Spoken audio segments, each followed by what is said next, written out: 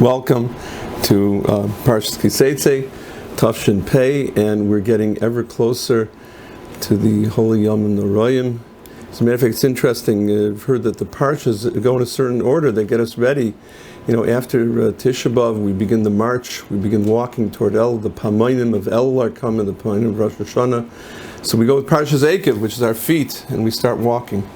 And then Re'eh, we see the Yom Noraim ahead of us.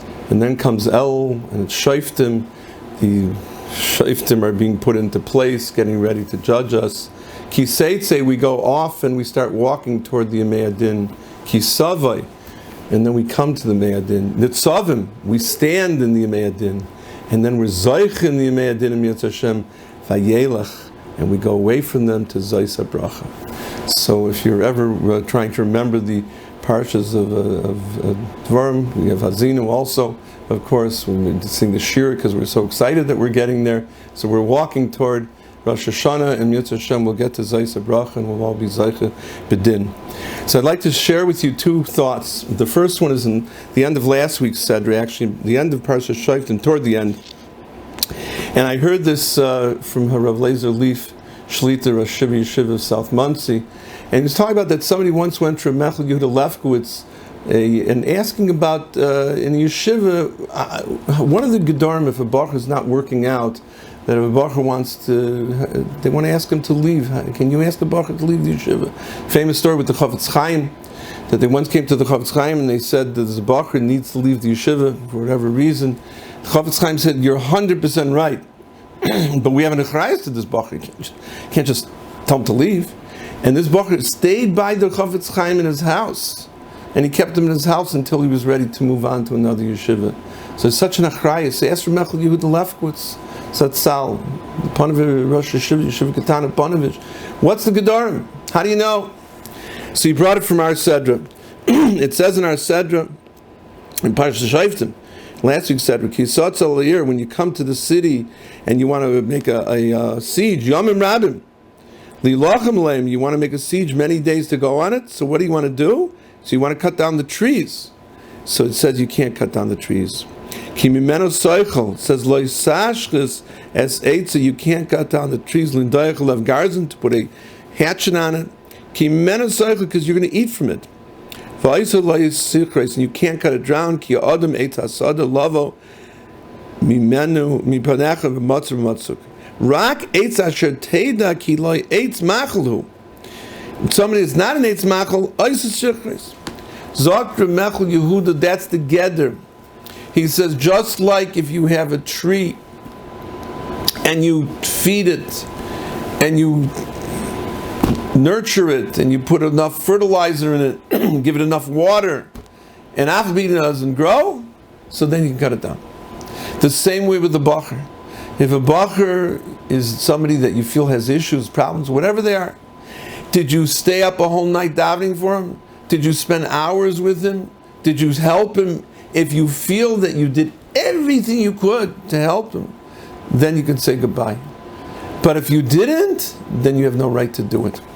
And Rav Leif brought a raya from the Pasuk, because in the Pasuk it says beautifully, it says, Rak eitz asher teida ki lo eitz machlo. A tree that you know it's not eitz machlo. What did the Torah say? You know it's not eitz machlo. It says, Rak eitz asher lo eitz machlo. It's not an eitz machlo. Finished. It says, no, asher teida, you know, because you put everything into that tree. You tried everything with that tree before you gave up on it. And the same thing with the Baruch Zakir Mechel Yehuda. I think that's such a powerful lesson for us as well, is that sometimes we give up. We give up on our children, we give up our spouse, we give up ourselves. Don't give up. Until you do, asher teida, until you know that you did everything possible to help yourself, to help your kids, to help your wife, to help your friends, to help your community. You can't give up. You can't give up. You can't say, I'm done, I'm finished. You have to know that you gave it your all. So it's a wonderful lesson to us, especially as we come to El, and we're in El, we're before the Yemei Adin. We have to do everything we can, everything that is possible. And then in Yetz Hashem will give us Hatzlacha. So we talk about in our Seder Parshas Ki Seitzei Milchama Oivecha. As we said, we're now going out to Milchama Oivecha. The Yetzer Hara, of course, which all the Meforshim, all the Bali Musar are telling us it is. And then we have the very difficult parsha of the Ben Sarah. And I'd like to talk about it for a second. And look at some words. And this is something we've said in the past, but I think it is so nogea to us today, in our time, that it bears another chazara. It says, Ki yisiel li'ish Ben Sarah Meir, einena shemei b'kol avi b'kol ima. You have a Ben Sarah Meir Nebuch. He doesn't listen to his parents. V'yisrael say, lo shama aleim. They try, and they can't discipline him. V'savsa by avi v'imai, and incredibly, what's going to happen next is unbelievable. They take the child, v'hitziu, and they take him, I say, al ziknei irai. V'al sharma kam, they take him to Beis, and they take him to the Gedolim. V'amru al ziknei irai, and they say to him, b'neinu zeh Sarah Meira. He's a Sarah Meira. He's Nebuch, he's doing things he shouldn't do. Einena shemei b'kalei, he's not listening to our voice. Zoil v'sayvei. R'gamu kol anoshim, kol anshe irai, all of them should stone him b'avanim. So there's an interesting word here. They come with him, and they come Nebuch to Brach and the parents, and they say to the Dayanim, they say to the Ziknei Oyer, El Sharma Kaima, and they say, B'neinu zeh, Eina no shomeya b'kaileinu. He's not listening to our voice. And when I read this the first time, I wondered that it's missing a word. There's an extra word here, because it could have said Ki li'ish Ben Sarah Meira, einena shemei b'kol aviv. He's not listening to the kol aviv. It could have just said einena shemei la'aviv. He's not listening to his avilima. He's not listening to his parents. What do we need the word kol for? Why is it seems to be an extra word? And then when we go to the next pasuk and they talk about, they use the word kol again, and they say einena shemei lanu. He doesn't listen to us. That's not what the pasuk says. Pasuk says, Einena shemei b'kaileinu. He doesn't listen to our voice. So you have this extra word, again, twice. What says about the kail, that he doesn't listen to kail of the kalimo, and then Einena shemei b'kaileinu. So I thought I was trying to think of that. And then I start to think around the Torah. And we're going to take a little tour. And I'm only going to say a few of them. And everybody in the Shir Mitzvah, you'll have an assignment tonight at the Shabbos table. You'll listen and you'll see where didn't I say it? What other place do we have koil? So I was thinking like this. If you go back to Sefer Parshas, many times it talks about the koil. The most famous probably is HaKoil Yaakov Vayadayim Yedei Esav. The koil is the koil of Yaakov and Yadayim Yedei Esav. And you ask, what is this koil? What's the koil Yaakov? So how do we understand the koil of Yaakov? It doesn't mean that his voice sounded different. He spoke like this, and Esau spoke like that. I have Baruch Hashem amongst my Einiklach, our triplets, and two of them are identical, and their voices, it's mamish amazing. They really do sound the same. It's hard. You have to work hard to tell the difference, because their voices mamish are the same. So Yaakov and Esau probably had a very similar voice, but of course the koil of Yaakov was a different nusach, how he spoke. So what's the koil Yaakov? Yadayim Yedei Esav. We have by Sarah, right? Kol asher ta'imer lecha Sarah, shema b'koila. Whatever says, listen to her. It doesn't say shema law. It just said shema law. Why does it tell us shema b'koila? And then we go back, and it kept going back and finding it in more cases. And you find way back in Sefer Parshas, it says when they ran out of Gan Eden, right? They were thrown out of Gan. V'yishma es koil Hashem Elokim es hal b'gan. That he's heard the koil of Hashem. She could have just said v'yishma es Hashem Elokim es hal b'gan. What's the koil Hashem? What was the addition of the word koil to the word Elokim? You could have said just v'yishma es Hashem. And then it says, what does he say? V'yomer, when Adam is backed against the wall, he says, "Es koilcha shemati, ba'gon va'ir." I heard your koil and I was afraid. Again, it could have just said, "I heard you, shemati." I heard you. What is the koil that you heard? What's the addition? And over, I'm looking everywhere, and every time it says the word koil, the pasuk could have done without the word koil. The pasuk could have said it in a way that it had other words or didn't even have to say it. Ein Shemei Lanu, right? Ein Shemei Laviv Limai. Right? So what's the additional rule? And then it came even more so. And I had to speak by Shavuot Brachas, so of course you're looking at what to say. And I'd still been thinking about this word Kail.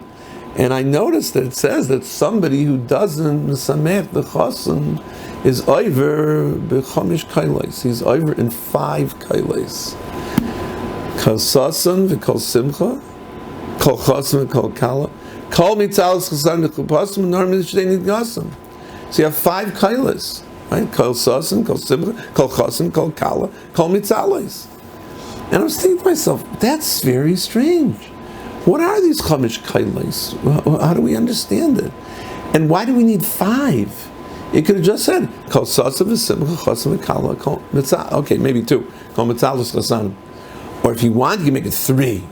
Kol chasim v'kala, kol sasav v'simcha, kol chasim v'kala, kol mitzalus 3. But 5 kailas? What do you need 5 kailas for? Again, the word kail just seems to be ibrik. It seems to be extra, and we use it over and over. So how do we understand the word kail? And as I said, there's many, many, many more examples that we could think of. So, I had an Einfall. When my mother, Les Shalom, was not well, so I remember she unfortunately had a stroke, and she wasn't able to speak properly. And I remember the speech therapist telling us that the world has not ended, because 80% of communications is not speech. 80% of our communicating with another person are not the words we say, but the actions we do, are what we call body language. If a person, let's say, you walk in the morning, and somebody comes into the shul, somebody comes into the house, into the office, whatever it is, and you walk over to them, you say, "How are you?" And they say, "Great." So you say, "Wow, it's so nice." And they look with this, "Great." You say, "What happened? What's wrong?" The word "great" was the same word. But you were able to tell by one that he's in pain, and by one that he's joyous. A person, you say, "How's it going?" and you go, and you roll your eyes, right? So rolling your eyes is a whole language. Chazal say you can be over lashon hara, but you can destroy a human being with your nose. Right? Have you ever told the Dvar Torah to somebody, and you can see their face light up? You feel like $1 million. You tell them a Dvar Torah, and they go, They didn't say a word, but you're shattered, because of it. So much of communications is not the words. So much of communications is the internal voice that we have that comes out of us in other ways. A groan, a krechts. I remember I used to have a roommate, Rabbi Yaakov Mile Green, a Choshev Yid, when I was in Eretz Yisrael, and he used to come running down the hallways in the Mir Yeshiva in the dormitory, and you could know he was coming. He was yelling, "Tata Zisa!" And because he was always calling out to the Rebbeinu Shalom. So he said 2 words, "Tata Zisa," but you know what he was saying? Saying, "I need the Rebbeinu Shalom's help. I need everything from the Rebbeinu Shalom." So what we say, our words, sometimes our words even contradict what we're actually saying. We can say the opposite. Somebody's sarcastic, somebody's cynical. He can say these words, he means exactly the opposite. So much of words does not necessarily convey what's inside of you, and so much does. So I was thinking that really the words we say is one thing, but our koil, our voice, is what comes out of our inner neshama. It's what's really going on inside of us. So when we take a look back at all the cases, Hakol Kol Yaakov Yadayim Yideisav, the koil is Yaakov, every word of Yaakov, everything that comes out of him is edelkeit, is sensitivity, is kindness. It's a nusach of zizkeit. And Yitzchak understood that. And Yitzchak was flummoxed. What's going on here? Here's Esav walking in, sounding like a zah, edel mensch. Avi, father, please take it. The nusach is bewildering, because the koil of Yaakov comes out of him with every word, with every expression. It's not just, a person can say pretty words, they can say nice words, and be the opposite. Unfortunately, you find there's a famous thing by Aristotle. They asked Aristotle, you have such beautiful philosophy, but he was a non-Eisvorf. How's that possible? So Aristotle said, one is Aristotle the philosopher, and one is Aristotle the man. Two different people. Right? The man's an Eisvorf, and the philosopher is a great philosopher, is Aristotle. But by Gadol, it's not that way. If Yaakov says on the outside he's the same, he's Toicho Kabaro, and that's what we mean. His inside is outside. His every gesture, his everything he says is Nusach. You go into a Gadol B'Yisrael, you know you're in the presence of the Gadol B'Yisrael. Every single word, every single expression, every single tnua, every single sound, every single smile, it's a Gadol. And that was Yaakov. Kol asher tarmel lecha Sarah, not Shema Law, Shema B'Kaila. Listen to Sarah. When Sarah says Yishmael's got to go, listen to the pain, listen to what's going on inside of her, listen to what she's going through, understand it. When Adam HaRishon says, I heard your call and I was scared, I understood. Kadosh Baruch Hu didn't have to say a word to Adam.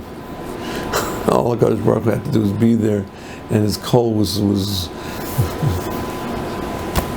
thunderous, reverberating. It was amazing, and that's what he heard. And I think that's the same shot when we come to our Sheva Brachas. You ever need Sheva Brachas Torah, you're welcome to say it over. That the Kol Chas and the Kol Kala, the Chassan experiences the joy of the Chasana in one way. Kol Kala, she experiences in a different way. Each one has different aspirations, different hopes, different dreams as they come together as one. But each one their Kol is different. So the Chassan's Kol comes out into the Olam, it's one Kol. The Kol is a different Kol. Kol Sasan and Kol Simcha. Sasan, we know, is a burst of joy, a burst of energy. That's one Kol. Simcha is a longer lasting, more edle, quiet Kol. That's a different Kol. Kol mitzalos chasanim b'chupasim. They're coming out from the chuppah. That's a Kol when they're together. Now they have one Kol. They started out as a Kol Chas and the Kol Kala, and now it's called Chupasim Dormishtein Kinasam. They're one Kol, they're now together. And that's the Kol. So we find every single person has a Kol. And coming back to our Sedra, that was the Kol of the Nebuch, the parents. It's not just Ein Nene Shemei Lanu. They don't listen. Unfortunately, kids go through different stages in life, right? Try telling a 2-year-old to do something, he doesn't always listen to his parents either. So not just he didn't listen to them, but he didn't listen to their Kol. He didn't listen to the pain in their heart. He didn't listen to what they were going through, the suffering of what he was doing, his behavior. He wasn't sensitive to that. That's a whole different madrega. It's not a kid who's just acting out and isn't thinking about it. But Ein Nene Shemei B'Kalenu, he has no shaykhus to understanding their pain. And that's what they're coming. They're saying, we can't get through to him. We can't explain it to him. He doesn't understand us. He's not listening B'Kalenu to the incredible pain that we're having. That's why it does Ein Nene Shemei Lanu. It says Ein Nene Shemei B'Kalenu. So we see, and I believe this will hold up wherever you go throughout the Torah, that wherever it says the Kol, the word could have been without the Kol. It said Lanu, whatever. But the word Kol says, listen to the inner voice. Listen to what's going on inside a person. So we want to talk about interpersonal relationships. We want to talk about a husband and a wife, parents and children. I believe this could be a way to make things a lot better. And I think a lot of the problem is that we often don't listen to each other's Kol. We listen to the words, we listen to the person's outer upset and what they're saying outside. But what they're thinking inside could be totally different than what they're saying outside. Maybe they're embarrassed to say something, so they say something else. Who knows? But I think that if we'll be careful and we'll start listening to the Kol of each other, to each other's Kol, we can make a big difference in our relationships. We can think about it. So when somebody says something, I don't want this, or no, or I'm upset because of X, think about it. Maybe they're upset because of Y. Or maybe, who knows, I'm not the therapist. But I do know that if we listen to each other's koil, we'd be a lot better off. And then we have another koil. We ask the Rebbeinu Shalom, we're coming up to Rosh Hashanah, and we're going to say Shema Koileinu Hashem Elokeinu. We don't say Shema Lanu. Don't listen to the words. We're going to say words, whatever we're going to say. But we ask Hashem, Shema Koileinu. Listen to our koil, Hashem. Please listen what's in our heart, because we want to serve Hashem. We do love you. We sometimes stumble. We sometimes fall. So the Yetzer Hara gets us, or inertia gets us, or laziness gets us, atzlos gets us. You name it, it gets us. But so Shema Koileinu Hashem Elokeinu, Hashem, we ask you. And then we make the Tekiyah Shofar. Do we say Lishmaya Es HaShofar? What do you say? Kail Shofar. Again, the word Kail shows up, and could just said the Shofar. We make a bracha to listen to the Shofar, like we say in Mikra Megillah. We say Lishmaya Es HaShofar, to listen to the Shofar. But if we just listen to those blasts, the woo woo woo, and we don't listen to what it's telling us, then we've missed what the blowing of the shofar is all about.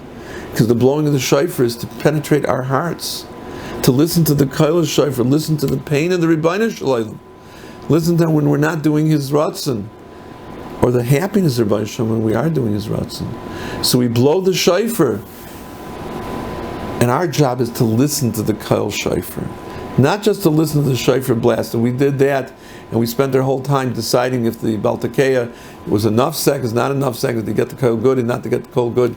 It's important. Those are the halachas. You got to do them. But maybe that we'll leave to the Balmakri. We'll leave to the Baltakeya.